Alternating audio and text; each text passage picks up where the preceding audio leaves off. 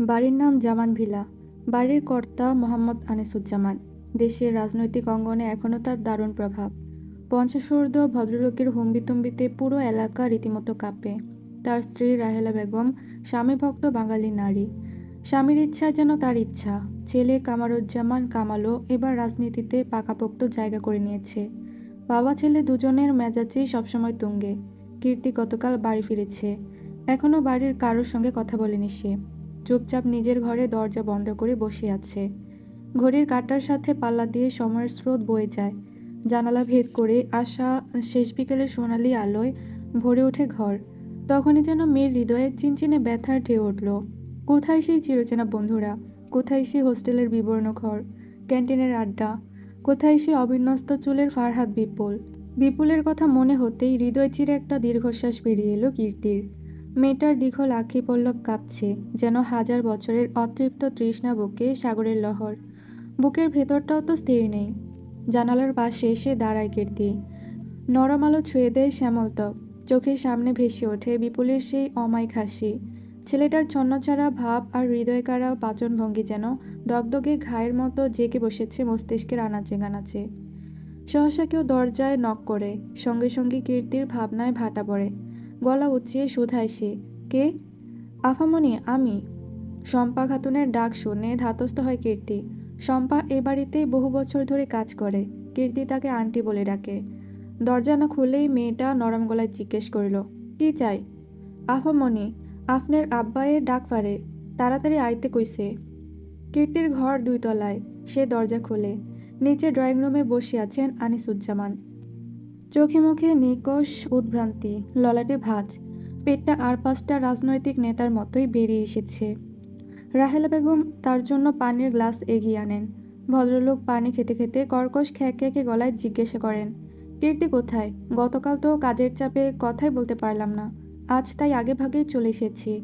কামালও ৭টার মধ্যে চলে আসবে। কথা শেষ হতে হতে কীর্তি উপস্থিত হয়। এই বাড়িটা তার কাছে জেলখানার চাইতেও কম নয়। মানুষগুলোর সঙ্গে তার রক্তের সম্পর্ক, অথচ তাদের কারো সামনে দাঁড়ালেই দম বন্ধ হয়ে আসে। আচ্ছা, এমন কেন হয়? কীর্তি তো সত্যি সত্যি আনিসুজ্জামান আর রাহেলা বেগমের মেয়ে। তাহলে এমন কেন হয়? উত্তর জানা নেই।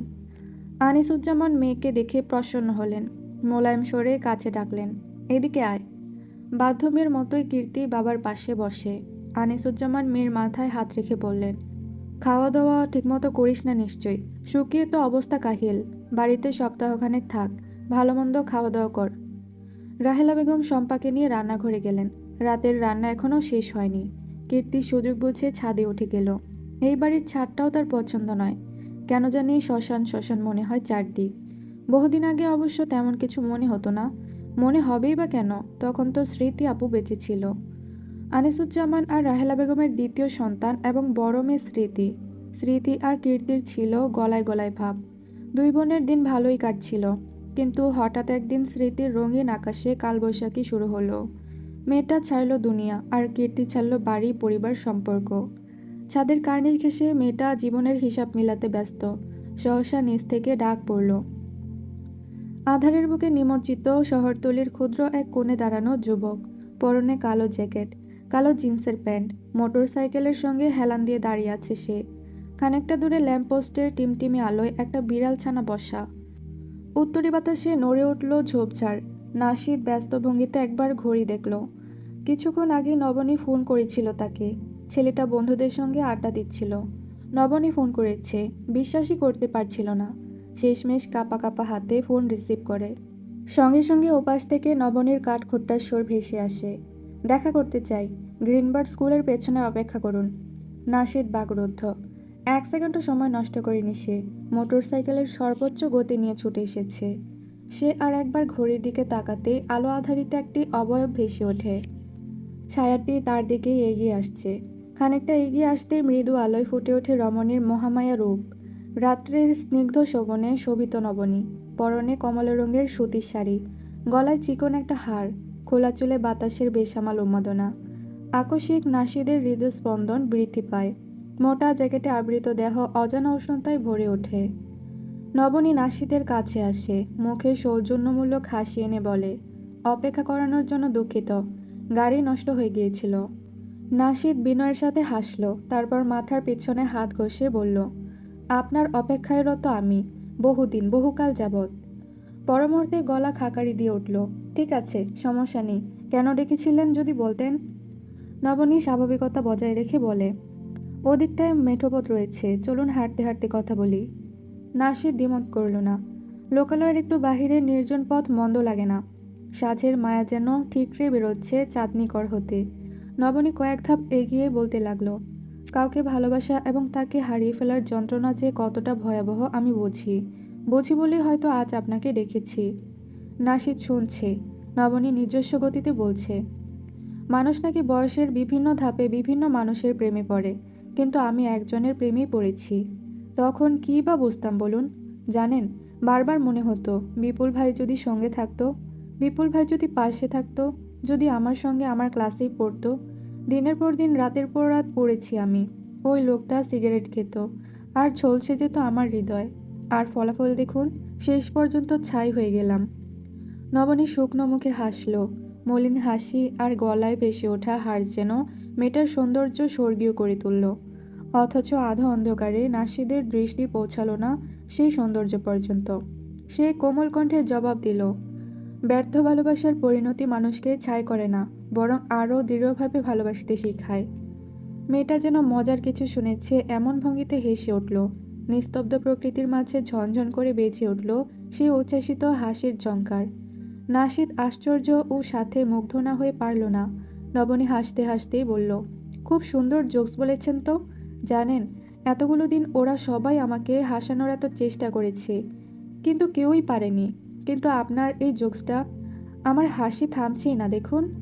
নবনী আবারও আওয়াজ করে হেসে উঠল। ক্রমশ হাসির তোর বাড়ছে, সাথে পাল্লা দিয়ে বাড়ছে নাশিদের হৃদয়ের আশঙ্কা। 1 সেকেন্ডের ব্যবধানে মেয়েটা কেঁদে উঠল। নাশিদ এই ভয়টাই পাচ্ছিল।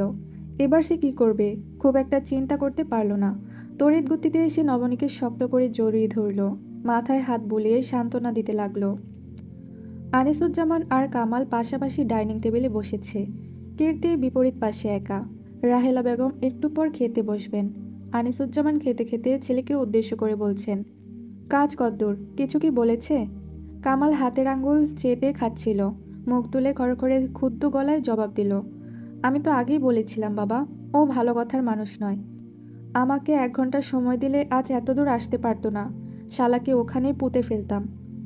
কামাল 26 বছরের তাগড়া যুবক, মুখ ভর্তি ছোট ছোট দাড়ি, রোদে পুড়ে চামড়া ঈষৎ কালচে হয়ে গেছে, চোখে চাপা ক্ষোভের আগুন, কপালে ভাঁজ। আনিসুজ্জামান ছেলের রাগ সম্পর্কে জানেন। ছোটবেলা থেকে কামালের রাগ একটু বেশি, তাই তাকে শান্ত করার জন্য বললেন, আহ কামাল, তুই এখন রাজনীতিতে আছিস, সবসময় মাথা এত গরম করলে চলবে? ঠান্ডা মাথায় কাজ করতে হবে। কালকে আমার অফিসে আসতে বলিস। তুমি জানো না বাবা, ওই কুত্তার বাচ্চার জন্য আমার দলের একজন জেলে। কামালের উত্তেজনা বৃদ্ধি পায়। রাহেলা বেগম কীর্তির পাশে বসতে বসতে ধমক দিলেন, কামাল, কতবার বলেছি খেতে বসিয়ে মুখ খারাপ করবি না? 3 দিন মুখের ভাষা বাথরুমের মতো হচ্ছে। কামাল মায়ের ধমক খেয়ে মিয়ে গেল। কীর্তি চুপচাপ খাচ্ছে। রাহেলা বেগম হয়তো মেয়েটার মনের ভাব বুঝতে পারেন, তাই খুব একটা ঘাটাঘাটি করেন না। বছরে যে 2 দিন বাড়িতে থাকে, নিজের মতোই থাকুক। আনিসুজ্জামান এক পর্যায়ে গলা খাকারি দিয়ে বললেন, হ্যাঁ, একটা কথা বলা হয়নি। সবাই সজাগ হয়। আনিসুজ্জামান স্বভাবসুলভ কর্কশ স্বরে বললেন, কামাল, তুই তাহলে আমাদের শুক্রবার বিকেলে আসতে বল। তারপর সবাই মিলে ভালো একটা দিনক্ষণ দেখে বিয়ের তারিখ ঠিক করলেই হবে। হিমশীতল স্রোতের মতো কথাগুলো কীর্তির শ্রবণেন্দ্রিয় ভেদ করল। কেঁপে উঠল বুকের ভেতর। এটা কি বিয়ের আলোচনা হচ্ছে, নাকি কোনো রাজনৈতিক আলোচনা? ভাবলেই দুহাত তুলে উপহাস করতে ইচ্ছে করে কীর্তির।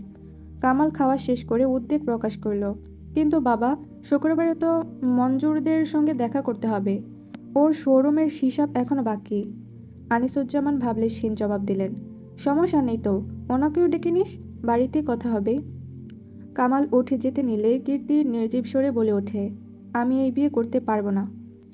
সঙ্গে সঙ্গে যেন ঝড়ের পূর্বাভাস দিয়ে সম্পূর্ণ ড্রয়িং রুম নিস্তব্ধতার আলিঙ্গনে আবদ্ধ হলো। আনিসুজ্জামান বিস্ময়ে বিমর। ক্ষুদ্র চোখে ফিরে তাকায় কামাল। রাহেলা বেগম মেয়ের দিকে সন্দিগ্ধ নয়নে তাকালেন। কীর্তি মাথা নিচু করে বসে আছে, তার নিস্তেজ এক হাত এঁটো প্লেটের উপর। হুটহাট শব্দটি হয়তো আমাদের জীবনের সঙ্গে ওতপ্রোতভাবে জড়িত। নতুবা মানুষ কেন হুটহাট হারিয়ে যাবে?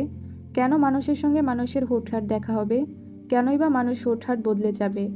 মহাকালের নিভৃত আধারে আচ্ছন্ন জীবনের এই রেলগাড়ি, মৃত্যু ছাড়া যার স্টেশন পাওয়া যায় না। হাসপাতালের বেডের উপর অবচেতন অবস্থায় শুয়ে আছে নবনী। পাশেই নাশিদ রহমান দাঁড়িয়ে। ললাটের ভাঁজ প্রশস্ত, 2 হাত বুকে বাঁধা। কাঁদতে কাঁদতে মেয়েটা হঠাৎ বেহুশ হয়ে যায়। নাশিদ বিদ্যুৎ গতিতে পাশের হাসপাতালে ভর্তি করে।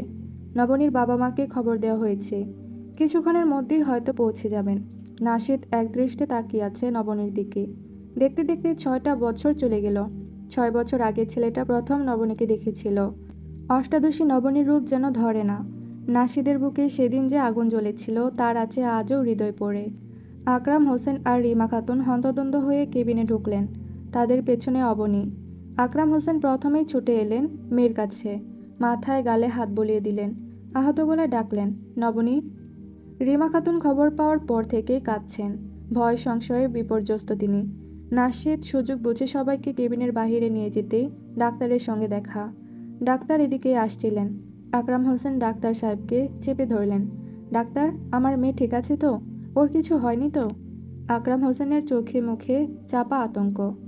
রিমা খাতুন স্বামীর কাছ থেকে এতটা আশা করেননি। তিনি নীরবে একটা দীর্ঘশ্বাস আড়াল করলেন। জীবনের দৌড়ে আকরাম হোসেন তাকে অনেকবার পরাজিত করেছেন।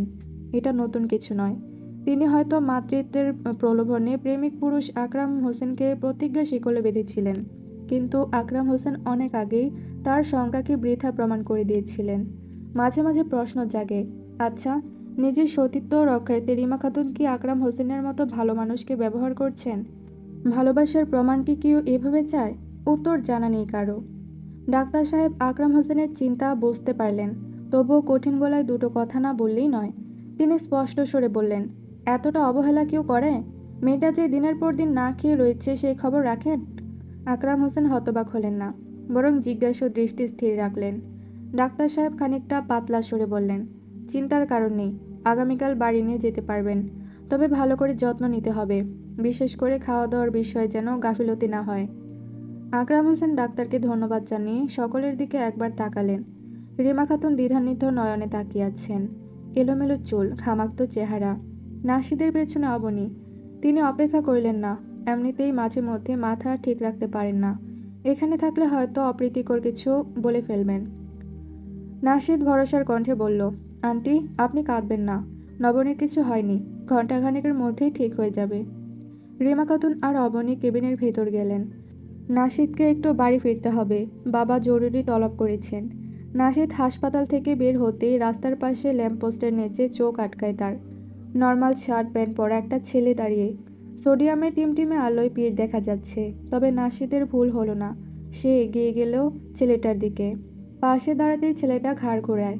নাশিদ মুচকি হেসে বলে, আপনি এখনও এখানে? আপনারও কেউ হাসপাতালে রয়েছে নাকি? অবিন্যস্ত চুলের বিপুল মলিন হাসল। দূর অজানার দৃষ্টি তার। নির্বিকার কণ্ঠে বলল, বাড়ি ফিরছিলাম, হঠাৎই বাতাসের ঝাপটায় পা থেমে গেল। মেয়েটার কি অবস্থা? নাশিদ বিচলিত হলো না। ছেলেটার সঙ্গে তার আগেও দুবার দেখা হয়েছিল। প্রথম সাক্ষাতেই নাশিদের মন জয় করে নিয়েছিল বিপুল।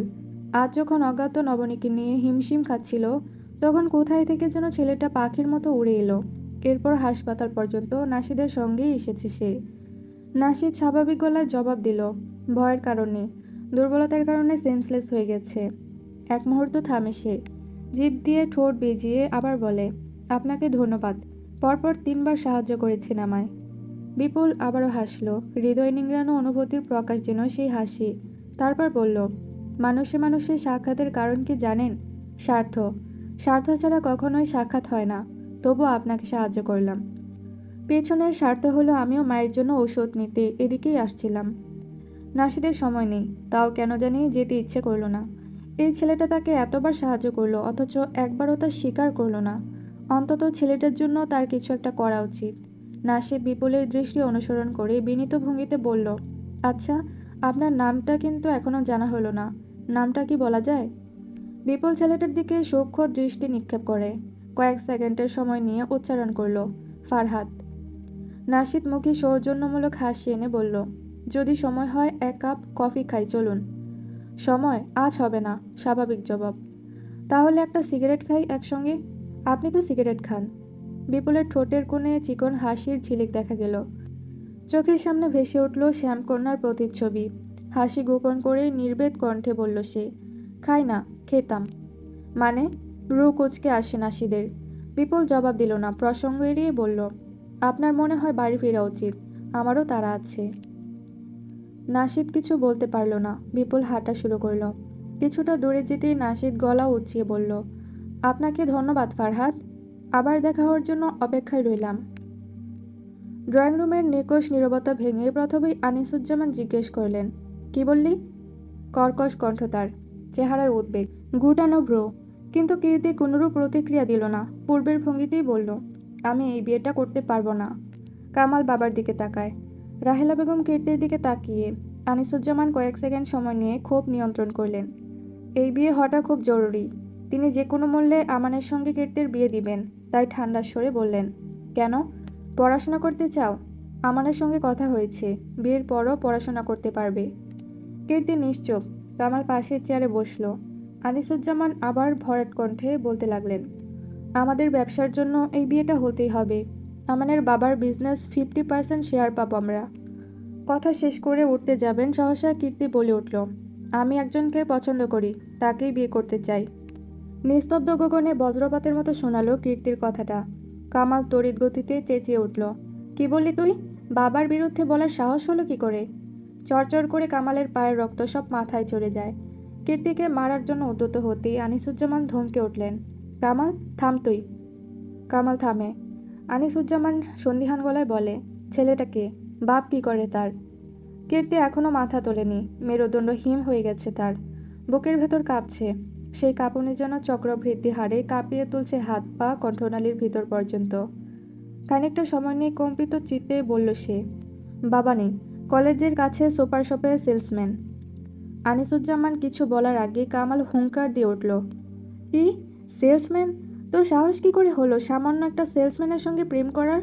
বড় বোনের মতো হয়েছিস নাকি? একজন ড্রাইভারের ছেলের সঙ্গে আরেকজন সেলসম্যান, খুব ভালো।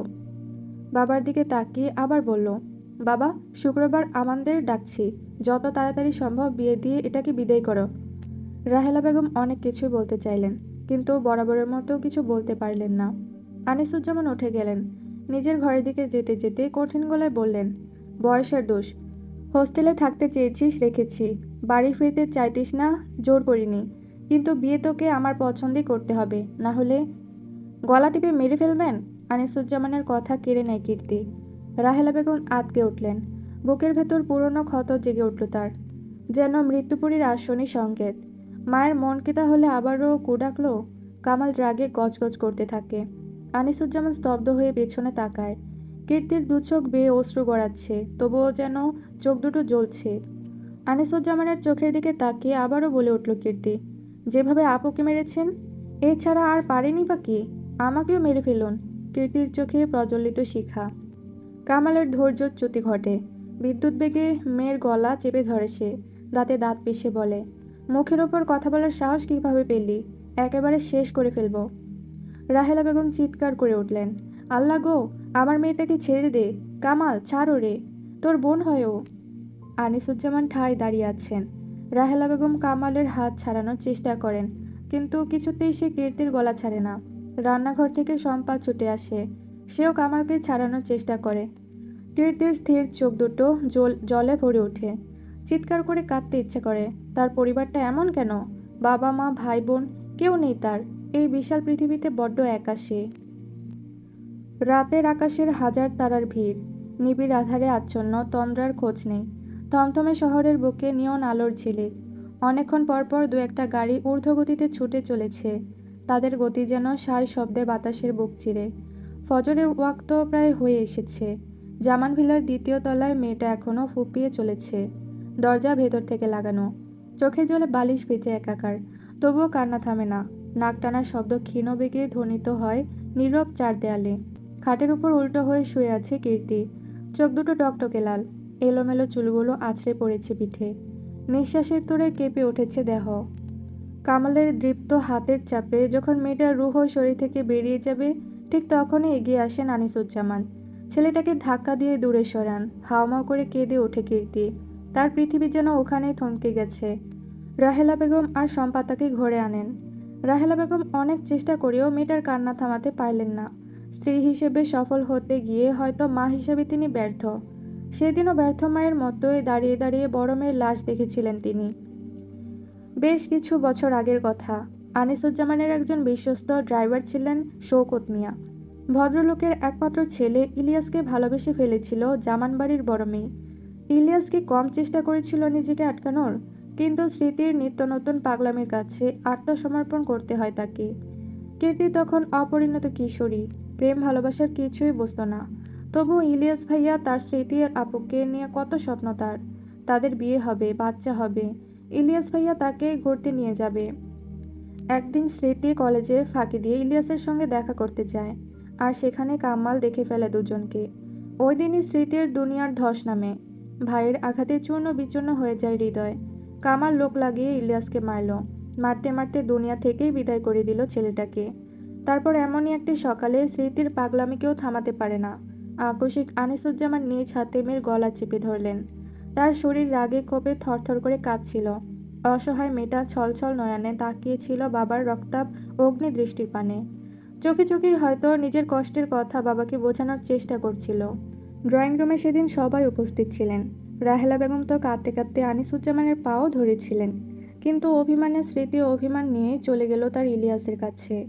আচ্ছা, সেই দিন রাহেলা বেগম কি রান্নাঘর থেকে বাটিটা নিয়ে হুঙ্কার দিয়ে দিতে পারতেন না? অবশ্যই পারতেন। তারপরেও তো তিনি আনিসুজ্জামানকে শাস্তি দিতে পারলেন না। কীর্তি সেদিন থেকেই তাকে মা ডাকা বন্ধ করে দিয়েছে। কীর্তির ঘরটা যথেষ্ট গোছানো এবং পরিমার্জিত। একপাশে ছোট্ট একটি পড়ার টেবিল, তাতে ভিন্ন ভিন্ন বই সারিবদ্ধভাবে রাখা। আলমারি এবং ড্রেসিং টেবিল কাঠের তৈরি।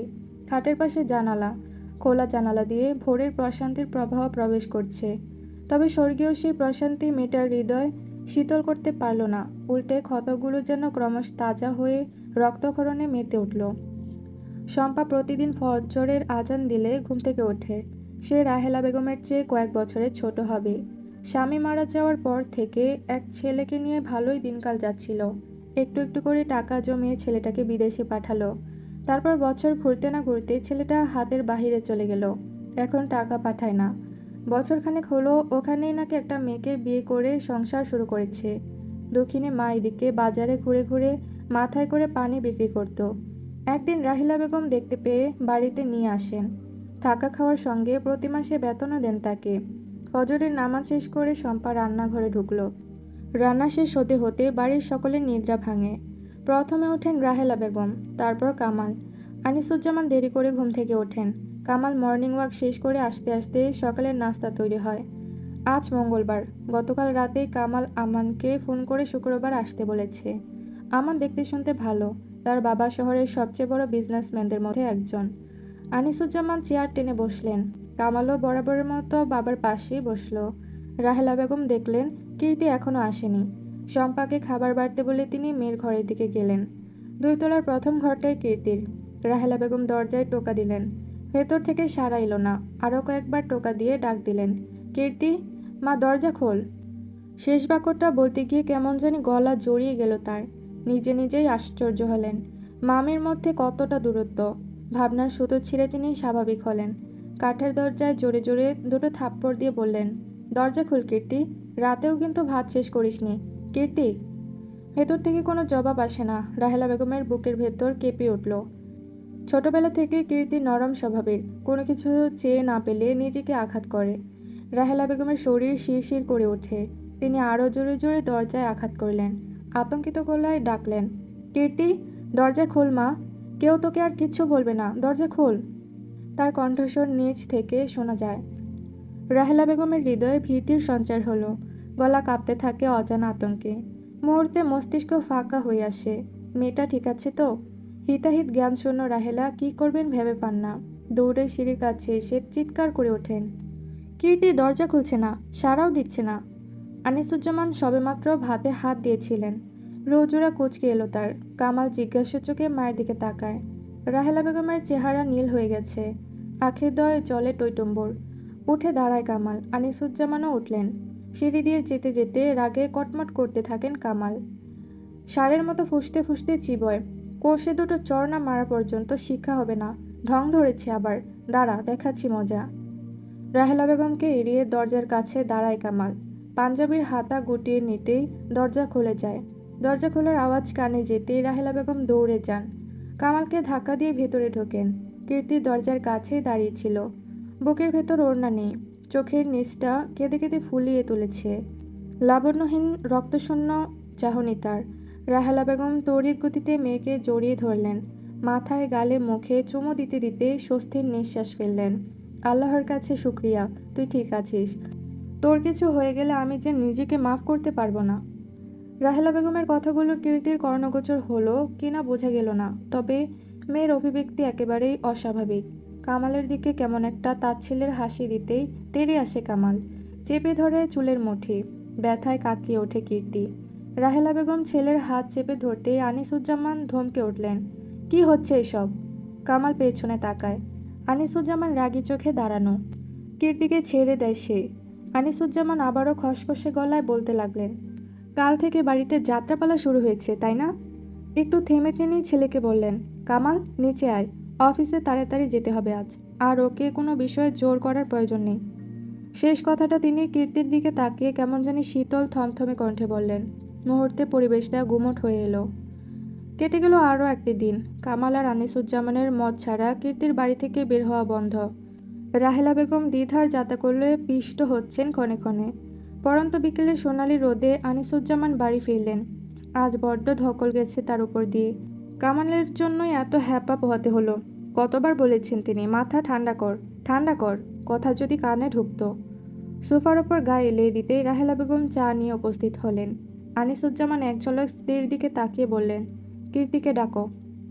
রাহেলা বেগম মেয়েকে ডেকে আনলেন। আনিসুজ্জামান ধোয়া ওঠা চায়ের কাপে চুমুক দিতে দিতে বললেন, তুই কাকে যেন পছন্দ করিস বললি সেদিন? আমি ঠিক করেছি ছেলেটার সঙ্গে কথা বলবো। কাল পরশুর মধ্যেই একদিন ডাক বাড়িতে। কীর্তি মাথা নিচু করে দাঁড়িয়েছিল। আনিসুজ্জামানের সম্পূর্ণ কথা কানে প্রবেশ করার আগেই একটি বাক্য মস্তিষ্কে ঝনঝন করে বেজে উঠল। মেয়েটা চপত গতিতে মাথা তুলল। অবিশ্বাস্য চাহনি তার, চোখ মুখ চকচক করছে। আনিসুজ্জামান সেদিকে খেয়াল করে বলতে লাগলেন, গতকাল রাতে থেকেই চিন্তা করছিলাম, একবার দেখা করতে তো আর দোষ নেই। কীর্তি যেন আকাশের চাঁদ হাতে পেয়েছে। খুশিতে ঝুমঝুম করে উঠে সে। এখনই বিপুলকে খবরটা দিতে হবে। কীর্তির কাছে বিপুলের ফোন নাম্বার আছে, তবুও মেয়েটা তাকে খুব একটা ফোন করে না। আর যাই হোক, ফারহাদ বিপুলের সঙ্গে ফোনে কথা বলে মজা নেই, কিন্তু এখন তো করতেই হবে। কীর্তি রুমের দিকে পা বাড়াতেই দরজায় একটা ছায়া দীর্ঘ হয়। মাথায় অবিন্যস্ত চুলের বাহার, ধূসর তামাটে গায়ের রং, ঝলসানো ঠোঁটের কোণে শতাব্দীর নির্লিপ্ততা। ছেলেটার দিকে দৃষ্টি যেতেই আনিসুজ্জামান বলে উঠলেন, তুমিই তো সেই না সকালে? কীর্তি কয়েক ধাপ সিঁড়ি বেয়ে উঠেছিল, সহসা পেছনে তাকায়। রাহেলা বেগমও স্বামীর দৃষ্টি অনুসরণ করলেন। কীর্তি যেন কয়েক মুহূর্তের জন্য ঘোরের মধ্যে চলে গেল। সামনে দাঁড়ানো লোকটা কি সত্যি সত্যি ফারহাদ বিপুল? ছেলেটা এগিয়ে আসে, বাতাসের সঙ্গে শীতল ছাপটা যেন তার আগমন। আনিসুজ্জামান সকালের ঘটনা মনে করলেন। তিনি যখন অফিসে যাচ্ছিলেন, হঠাৎ একটা দুর্ঘটনা ঘটে রাস্তায়। একজন পথচারী গুরুতরভাবে আহত হন।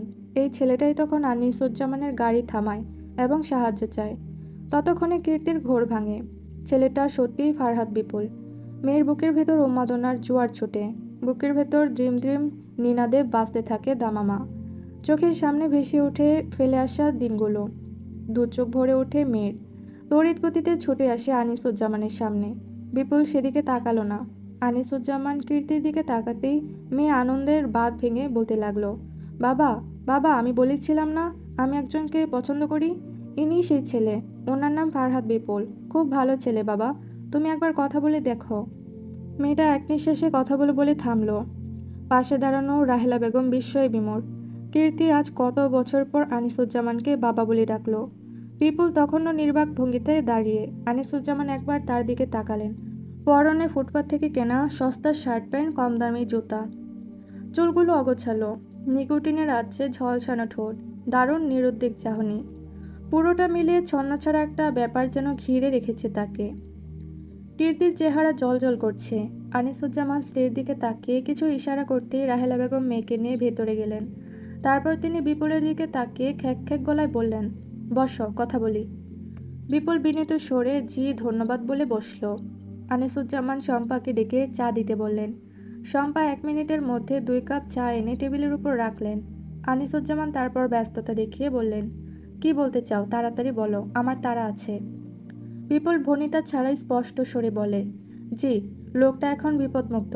ডাক্তার জানিয়েছেন 2-1 সপ্তাহের মধ্যেই সুস্থ হয়ে উঠবেন।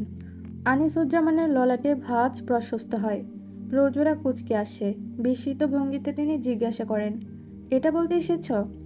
জি, আপনি বলেছিলেন লোকটার অবস্থা যেন আপনাকে জানাই, তাছাড়া আপনাকে ধন্যবাদ দেওয়া হয়নি। বিপুলের নির্লিপ্ত জবাব। আনিসুজ্জামান আশ্চর্য না হয়ে পারলেন না, এই ছেলেটা বলে কি? কিছুক্ষণ সরু চোখে পর্যবেক্ষণ করলেন, তারপর শোধালেন, তুমি কি আমার মেয়েকে চেনো? সন্দিহান কণ্ঠস্বর তার। জি, চিনি। সে কি তোমাকে পছন্দ করে? প্রথমে তাই ভেবেছিলাম, অথচ সে আমাকে ভালোবাসে। আনিসুজ্জামান এবার একটু ধমকে সুরেই বললেন, এই ছেলে, তুমি কি বোঝো ভালোবাসার? আর আমার মেয়ে তো ঠিকমতো শপিংও করতে পারে না, জীবনসঙ্গী ঠিক করবে কিভাবে সে? বিপুলের ঠোঁটের কোণে মুচকি হাসি ফুটল, তবে সে কিছু বলল না। আনিসুজ্জামান আবার বলতে লাগলেন, তোমার নাম ফারহাদ বিপুল, বাবা নেই, মা আর ছোট বোনকে নিয়েই তো থাকো। সুপারমার্কেটে সেলসম্যানের চাকরি তোমার। পারিবারিক যা সম্পত্তি ছিল সব চাচারা দখল করেছে। তুমি চিন্তা কি করে করলে যে তোমার মতো একজন লো ক্লাস ভিখিরির সঙ্গে আমার মেয়ের বিয়ে দেব? বিপুল যেন এমন কিছুর জন্যই অপেক্ষা করছিল। সিগারেট খাওয়া ছেড়ে দিয়েছে সে, না হলে নিশ্চিত লম্বা একটা টান দিয়ে ধোঁয়া ওড়াতে ওড়াতে জবাব দেওয়া যেত। বিপুল শটান ভঙ্গিতে জবাব দিল, ফুটপাতের দোকান থেকে 1 কাপ চা, গাছের তল থেকে কুড়িয়ে নেওয়া ফুল, সস্তার শাড়ি আর ভাঙাচোরা একটি কুঁড়েঘর, এই আমার সামর্থ্য। তবুও আপনার মেয়ে আমার জীবনে এসেছে, ঠিক সেভাবেই যেভাবে আপনার জীবনে আপনার স্ত্রী এসেছিল, কিছুটা ভালোবাসা আর অনেকটা পাগলামি দিয়ে। আনিসুজ্জামান স্তব্ধ হয়ে গেলেন। এই ছেলেটা কিভাবে জানলো? আনিসুজ্জামান কথা খুঁজে পেলেন না। বয়সের ভারে কুঁচকে যাওয়া চামড়ার ঘাম জমা হয়। বিপুল উঠে দাঁড়ালো, এখন যেতে হবে। একটু মুচকি হাসি দিয়ে বিদায় জানাতেই আনিসুজ্জামান উঠে দাঁড়ান। তারপর পিছন থেকে থমথমে গলায় প্রশ্ন ছুড়েন তিনি, তুমি কি কীর্তিকে ভালোবাসো?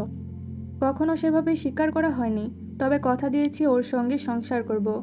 না দাঁড়িয়ে যেতে যেতে জবাব দেয় বিপুল। আনিসুজ্জামান উঁচু গলায় বললেন, আমি সেটা কখনোই হতে দেব না। আমি তোমার সঙ্গে কি কি করতে পারি তুমি জানো না ছেলে? ছেলেটা ঠোঁটের কোণে রহস্যময় হাসি নিয়ে বিড়বিড় করল, কি কি করতে পারেন না, আপনি কি কি করবেন সেটাও জানি। আনিসুজ্জামান কথাটা শুনতে পেলেন না। বিপুল বাড়ি থেকে বেরিয়ে এসেছে। পশ্চিম গগন মন কেমনের রক্তিম আভায় ছাওয়া, নিড়ে ফেরার তারা নিয়ে বিহঙ্গের প্রতিযোগিতায় মুখর চারপাশ। ছেলেটা মেইন গেটের কাছে আসতেই পেছন থেকে চিরপরিচিত নারী কণ্ঠ ভেসে আসে, এই যে, দাঁড়ান না একটু। বিপুল পেছনে তাকায়। কীর্তির বাড়ির গেটে দাঁড়িয়ে। বিপুল এগিয়ে যায় মেয়ের দিকে। বিষাদে আচ্ছাদিত শেষ বিকেলে আবারও তারা মুখোমুখি। কীর্তির হৃদয়ে আনন্দ, অভিমান একসঙ্গে বিদ্রোহ ঘোষণা করল। একটু আগেই বিপুল তার দিকে একবার তাকায়নি পর্যন্ত। মেয়েটা গাল ফুলিয়ে বলল, আমার সঙ্গে কথা না বলেই চলে যাবেন? আপনি জানেন আমি আপনাকে দেখার জন্য, আপনার কথা শোনার জন্য মরে যাচ্ছিলাম। মেয়ের কণ্ঠে স্পষ্ট অভিমান। বিপুল মুচকি হাসল। অভিমান ছাড়া কি কখনো তার বৃষ্টিবালা সাজতে পারে? জবাব দেয় সে, শোনো বৃষ্টিবালা, অধৈর্য হয়ে কিছুই হাসিল হয় না, তোমাকে আরও ধৈর্য ধারণ করতে হবে। কীর্তির হৃদয়ের যেন প্রাণের সঞ্জীবনী নবীন উদ্যমে বইছে। সে অদ্ভুত ঘোর কণ্ঠে বলল, আমি ধৈর্য ধরতে চাই তো, ঠিক ততটাই যতটা ধৈর্যের শেষে আপনাকে পাওয়া যায়। বিপুল আর একটা অমায়িক হাসি উপহার দিয়ে বিদায় নিল। সময় কিভাবে যেন ছেলেটার পথ সুগম করে দেয়। আজ সকালেই বড় একটা পার্সেল ডেলিভারি করার জন্য এই শহরে এসেছিল। ফিরতি পথে আনিসুজ্জামানের সঙ্গে সাক্ষাৎ, তারপর তার বাড়িতেই কীর্তির সঙ্গে দেখা। বিপুল শহরের আলো আধারে মারিয়ে হেঁটে যাচ্ছে গন্তব্যের দিকে। তার নির্বিকার চাহনি সাক্ষী দেয় সে সবই দেখতে পায়, তবে হাত দুটো বাঁধা। সময়ের চাকা ঘুরতে থাকে, চলে যায় ঘন্টার পর ঘন্টা, দিনের পর দিন। প্রকৃতি জুড়েও আসে বৈচিত্র্যতা, মানুষের জীবনে আসে নিত্য নতুন পরিবর্তন। চেনা মানুষ অচেনা হয়ে যায়, বদলে যায় মানুষের ব্যবহার কিংবা সম্পর্কের তীব্রতা। কিন্তু গুটি কয়েক মানুষ রয়েছে যারা পরিবর্তনের অনেক ঊর্ধ্বে। ফারহাদ বিপুল হয়তো তাদের মধ্যেই একজন। অথবা এক জীবনের টানাপোড়েনে হাহাকারের অনলে পুড়তে পুড়তে সম্পূর্ণ ভিন্ন কিছুতে পরিণত হয়েছে। জীবনের এই দুঃখগুলো এখন আর তাকে ছোঁয় না। পড়ন্ত বিকেলে চিরচেনা স্থানে দাঁড়িয়ে আছে বিপুল, তবে সচরাচরের মতো হাতে জ্বলন্ত সিগারেট নেই। দুহাতে কোমর ভেদে নির্বিকার দাঁড়ানো সে, দৃষ্টি কিছুটা দূরেই একজোড়া কপোত কপতির উপর স্থির। পিচঢালা রাস্তা ভেঙে কি সুন্দর এগিয়ে যাচ্ছে তারা। ঠোঁটের কোণে চিকন হাসির ঝিলিক দেখা যায় বিপুলের, মুগ্ধ চোখে দেখে তাদের। মনে পড়ে শেষ বিকেলের মেয়ের কথা। মেয়েটার সঙ্গে গতকাল রাতে কথা হয়েছে। বিপুল আফজাল রহমানের গ্যারেজে ছিল, তাই খুব বেশি কথা বলতে পারেনি। লাস্ট কয়েক মাস ধরে ছেলেটা নিয়মিত আফজাল রহমানের গ্যারেজে যাচ্ছে। না গিয়ে উপায় আছে, সামনে তার বেশ কিছু টাকার প্রয়োজন। কয়েক মাসে কিছু টাকা গুছিয়ে নিয়েছে অবশ্য। পরনের কালো শার্টটা একেবারেই নোংরা হয়ে গেছে। এবার নতুন একটা কালো শার্ট না কিনলেই নয়। তারপর গতকাল রাত থেকে ছেলেটার মন উতলা। আগে কখনো এমন হয়েছে বলে মনে পড়ে না। কেন জানি মনে হচ্ছে কীর্তি তাকে ডাকবে, আজই ডাকবে। তারপর সবকিছু কালবৈশাখীর কালো ঝড়ে দুমড়ে মুচড়ে ছারখার হয়ে যাবে। তবে বিপুলের মধ্যে খুব একটা ভাবাবেগ নেই, যেন সবকিছু সে আগেই দেখে নিয়েছে। এখন শুধু অপেক্ষা। কি যেন ভাবতে ভাবতে ছেলেটা আবারও হেসে উঠল। ক্ষীণ সেই হাসি মহাজগতের কেউই দেখল না। পরমুহূর্তে মুখটা নিকষ তিমিরে ছেয়ে গেল। বিপুল চোখ বন্ধ করে একটা নিঃশ্বাস নিতেই পরিচিত পুরুষালী কণ্ঠ ভেসে আসে, মিস্টার ফারহাদ, আপনার সঙ্গে আবার দেখা হয়ে গেল। বিপুল রহস্যময় হাসি আড়াল করে ঘাড় ঘোরায়। নাশিদ রহমান নামের ছেলেটা এদিকেই আসছে। বিপুল স্বাভাবিক হাসে। নাশিদ হাত এগিয়ে দেয়, একরাশ মুগ্ধতা নিয়ে বলে, জানেন, আপনার কথাগুলো নিয়ে আমি মাঝে মধ্যে ভাবি। প্রতিটি কথা গভীরভাবে ভাবায় আমাকে। নাশিদের চোখে মুখে বিস্ময়। বিপুল স্বাভাবিক কণ্ঠে শোধায়, যেমন? যেমন এই ধরুন না, সেদিন আপনি বলেছিলেন কারো মনে জায়গা করে নেওয়ার জন্য তার অভ্যাসে পরিণত হতে হবে। আমি কিন্তু আপনার এই কথায় যথার্থ বুঝতে পেরেছি, তবে একটু দেরিতে। বিপুল জিজ্ঞাসা চোখে তাকায়।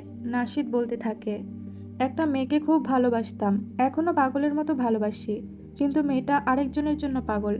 জানেন, ওর বিয়ে ঠিক হয়েছিল, আমি হয়তো মরেই যেতাম, কিন্তু ওর বিয়েটা হলো না, আমি বেঁচে গেলাম। অথচ মেয়েটা জিন্দা লাশে পরিণত হলো।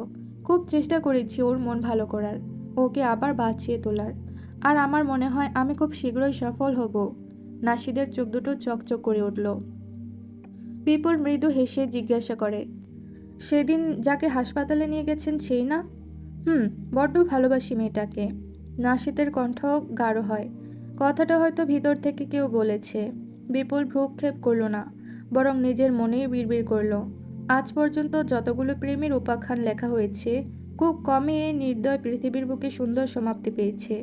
আপনিও তাদের মধ্যেই একজন, অথচ আপনি এখনও জানেন না। নাশিদ আনমনা ছিল। সম্বিত ফিরতেই জিজ্ঞেস করে, কি বললেন? না, তেমন কিছু না, আপনি বলুন না, আমি শুনছি।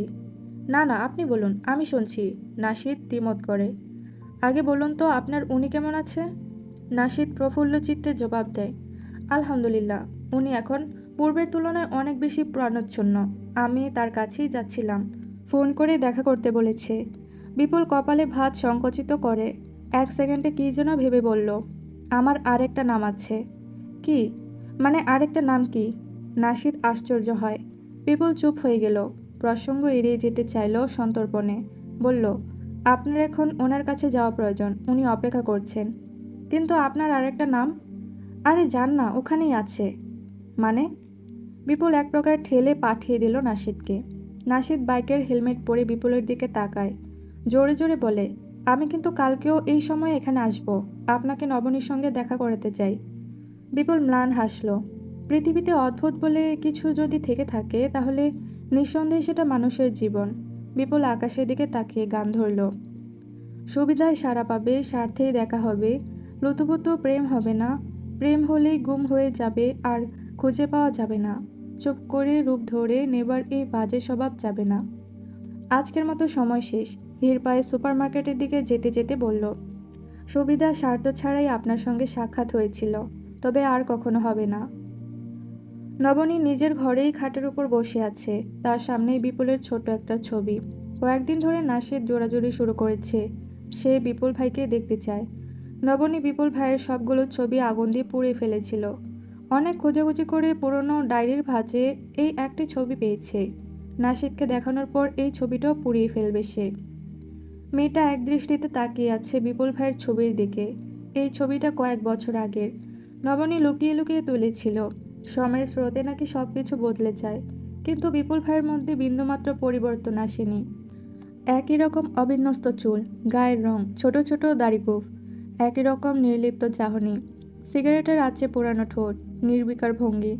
নবনীর বুক চিরে একটা দীর্ঘশ্বাস বেরিয়ে আসে। তার প্রাপ্তির খাতাটা শূন্যই রয়ে যাবে আজীবন।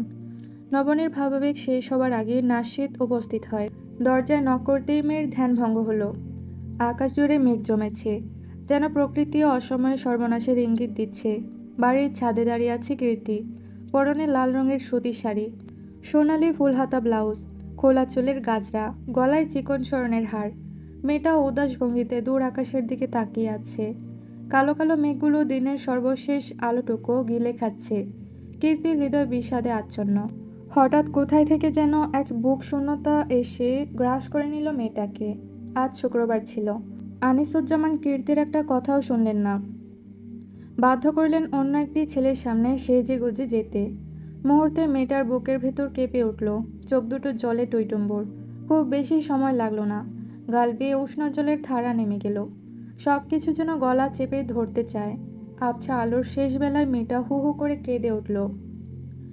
বাংলাদেশকে ষড়ঋতুর দেশ বলা হলেও 6টি ঋতু কখনোই দেখা যায় না এই দেশে। তাই তো শরৎ শেষ হতে না হতেই কেমন শীতের আমেজ শুরু। যদিও শীতকাল আসতে এখনো অনেক দেরি, তবুও শীতল বাতাসে কাঁপুনি দিচ্ছে ক্লান্ত পথচারীদের তনুমন। বিপুল রাস্তার পাশে একটি টং দোকানে দাঁড়িয়ে, পরনে ধূসর শার্ট, কালো প্যান্ট, হাতে গরম চায়ের কাপ। গরম কাপে থেকে ধোয়ার কুণ্ডলি রাতের আকাশে মিলে যাচ্ছে। সোডিয়ামের টিমটিমে আলোয় রাতের শহরে নেমে আসে স্বর্গের উচ্ছ্বাস। বিপুল চায়ের কাপে চুমুক দেয়। আজ বিকেলের পরপরই ছুটি নিয়েছে সে। ফুটপাতের দোকান থেকে বাদাম ভাজা কিনে মা আর বোনের সঙ্গে বসে খেয়েছে। বনলতা আজ খুব খুশি। বিপুল বলে এসেছে রাতে একসঙ্গে খাবে। সহসা প্রচণ্ড শব্দে গগন কেঁপে ওঠে। মুহূর্তে অন্ধকারের বুকে মুখ লুকায় আলোর নগরী। রাস্তার ধুলাবালি উড়িয়ে নেয় ঝড়ো হাওয়া। এমন সময় আসনি সংকেতের মতো বিপুলের ফোন বেজে ওঠে। ছেলেটা শান্ত মেজাজে সর্বশেষ চুমুকটুকু দিয়ে ফোন বের করে। বৃষ্টিবালা দিয়ে সেভ করা নম্বর। বিপুল খানিকক্ষণ নম্বরের দিকে তাকিয়ে থাকে। চেহারার অভিব্যক্তি দুর্বোধ্য। কল কেটে যাওয়ার আগে রিসিভ করলো সে। হ্যালো হ্যালো বললেই ফোনের ওপাশে কীর্তি বর্ষার মেঘের মতো ঝরঝর করে কেঁদে উঠল। বিপুল স্থির থাকে। মেয়েটা সময় নিয়ে কান্না নিয়ন্ত্রণে আনে, তবুও কথার তোড়ে কেঁপে ওঠে কণ্ঠনালী।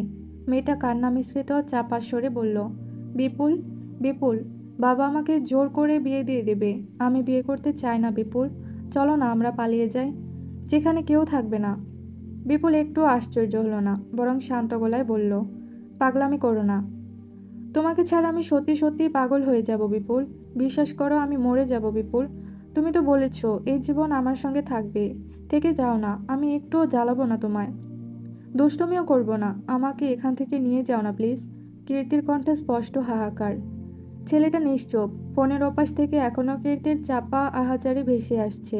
বিপুল মেয়েটাকে আরেকটু শক্ত করতে চেয়েছিল, কিন্তু তার হলো কই। কয়েক মুহূর্ত সময় নিয়ে বিপুল বলল, ঠিক আছে, আমরা পালিয়ে যাব। কীর্তি অবিশ্বাস্য কণ্ঠে বলল, সত্যি? কি করব বলো তুমি? তোমার সঙ্গে কবিতা কবিতা খেলে জীবন কাটানো এখনও যে বাকি। কীর্তি গলা ছেড়ে কাঁদতে থাকে। বিপুল তার সঙ্গে যাবে, এখনও যেন বিশ্বাসই করতে পারছে না সে। বিপুল কীর্তিকে আরও কিছুটা সময় দেয়, তারপর মোহকণ্ঠে বলল, বৃষ্টিবালা, তোমাকে নিয়ে বড্ড জ্বালা।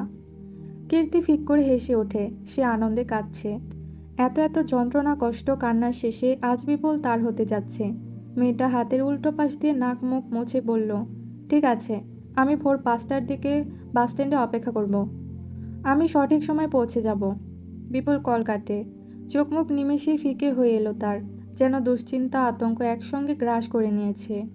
জীবনের বিবর্ণ আকাশ ঘুটঘুটে অন্ধকার, শুনশান নীরবতায় নিমজ্জিত পৃথিবী। এ যেন অন্যরকম এক মহাপ্রলয়ের পূর্বাভাস। ছেলেটা ভরাট কণ্ঠে নিজে নিজেই বলতে লাগলো, তুমি মেয়ে বড্ড বোকা। গোটা মানুষ জাতি মাটির তৈরি, 3.5 হাত মাটি সকলের অধিকার, অথচ কেউ কেউ সেই অধিকারটাও পায় না। এটাই পৃথিবীর নিষ্ঠুর নিয়ম। তুমি সেই নিয়মের কথা না জেনে বিপুলকে ভালোবেসে ফেললে। বিপুলের যে সংসার করার অধিকার নেই মেয়ে। এই পৃথিবীতে তোমার সংসার হবে না, কিন্তু ভয় নেই, আমি তো আছি। এই বিপুল তোমার হাত কখনোই ছাড়বে না। মনে রেখো বৃষ্টিবালা, হৃদয় অলিন্দে রয়ে যাবে তোমার আমার প্রণয়মালা।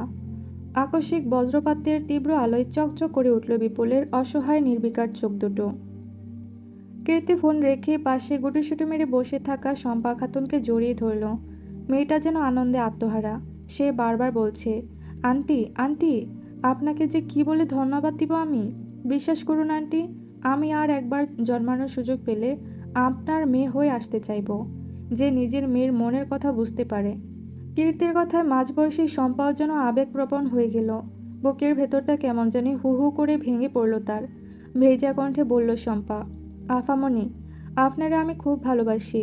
বড় আফামণিকেও খুব ভালোবাসতাম, কিন্তু কিছু করুন পারি নাই। আপনার জন্য কিছু করুন পারলে সেই আফসোসটা কমবখানি। কীর্তি আবারও জড়িয়ে ধরে শম্পাকে। রক্তের সম্পর্ক না থাকা সত্ত্বেও এই মহিলাটা তাকে কত বোঝে। আর নিজের মায়ের কথা ভাবলেই কীর্তির দুহাত তুলে কাঁদতে ইচ্ছে করে। রাতের অন্ধকার ক্রমশ বাড়তে থাকে। বিদ্যুৎ এখনো আসেনি। দূরে কোথাও গাছ উপড়ে নাকি ইলেকট্রিক পোল ভেঙে গেছে। সুতরাং বিদ্যুৎ আসতে এখনও দেরি আছে। একটি মাত্র মোমবাতির নিভু নিভু আলোয় বনলতা খাবার বাড়ছেন। খাটের উপর বিপুল শুয়ে আছে, তার পেটের উপর মাথা রেখে আচ্ছ অবস্থায় বিথি। সে শুয়ে শুয়ে তার ড্রয়িং খাতা ভাইয়াকে দেখাচ্ছে। আজ তিনজন মিলে গল্প করতে করতে রাতের 12টা বাজিয়ে ফেলেছে। বনলতা খাবার বাড়া শেষে ডাকলেন, বিপুল, বিথি, ওঠ এবার, না ঘুমালে সকালে উঠবি কি করে। বিপুল উঠে বসে। বিথির মন একটু খারাপ হয়। এখনও অনেকগুলো ড্রয়িং দেখানো বাকি। বিপুল তাকে বুঝিয়ে সুজিয়ে খেতে বসে। গাঢ় অন্ধকারের বুকে মোমবাতির হলুদ আলোয় যেন লেখা হয় এইরকম শত শত মধ্যবিত্ত পরিবারের গল্প। বড় ছেলেটি হাড়ভাঙা পরিশ্রম শেষে দুমুঠো ভাতের আশায় বাড়ি ফিরে। মা বোনের শত আবদারের ভিড়ে নিজের ইচ্ছেগুলো লুকিয়ে ফেলার কি অলৌকিক শক্তি না তাদের আছে। বনলতা খেতে খেতে মেয়েকে জিজ্ঞাসা করলেন, মাছের কাঁটা বাছতে কষ্ট হচ্ছে নাকি। বিথি জবাব দেয় না। মোমের মিটমিটে আলোয় সে মনোযোগ দিয়ে মাছের কাঁটা বাছছে। বনলতা আবার বললেন, দে, আমি বেছে দেই।